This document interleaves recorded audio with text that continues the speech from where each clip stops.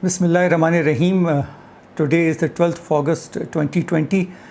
Today I am going to talk to you about the pandemic which has afflicted our world and how it has impacted international affairs. We know that our own government has lifted the lockdown and declared all businesses open.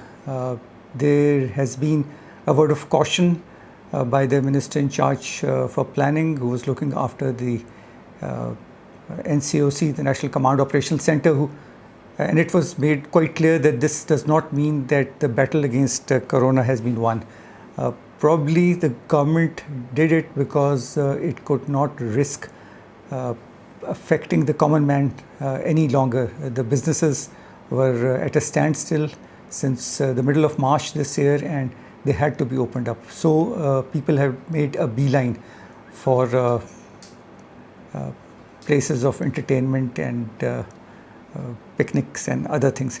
But what's more important, Russia has yesterday declared that it has discovered a vaccine for coronavirus, and President Putin has said that one of his daughters has actually been tested with this vaccine. One doesn't know whether it's true or not. The entire world, or at least the modern world, is trying to produce vaccines for this hitherto unknown virus, which has not been able to find a medical solution. So what I'm trying to say is that the entire world is trying to find a cure to it. It's not known whether it will be found or not. But meanwhile, the international politics, how is it's being played out? President Trump has declared that it would leave WHO. America is one of the major supporters of WHO, and America has given it a notice, 1 year notice, that they will be leaving it. And the reason that Trump has given is that WHO was getting too close to China.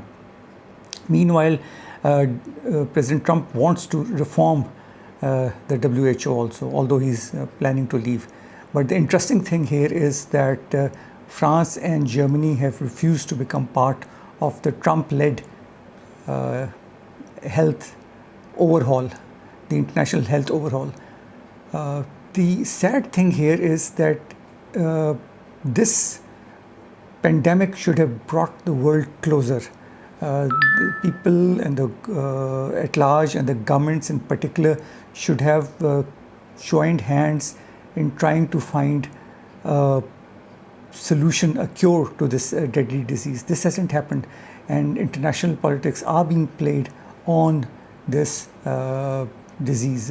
Some countries are trying to show that they dominate the cutting edge technology and they can produce vaccines. Others are ganging up against each other. The international health program is in a turmoil. There is no international health policy now, or at least one that was already present is on shaky foundations.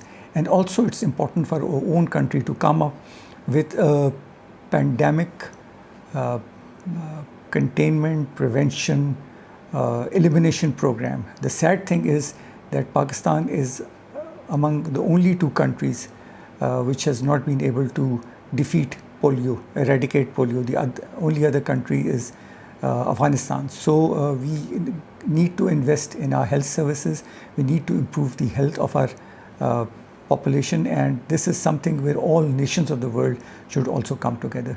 Thank you very much. I'll be waiting for your comments.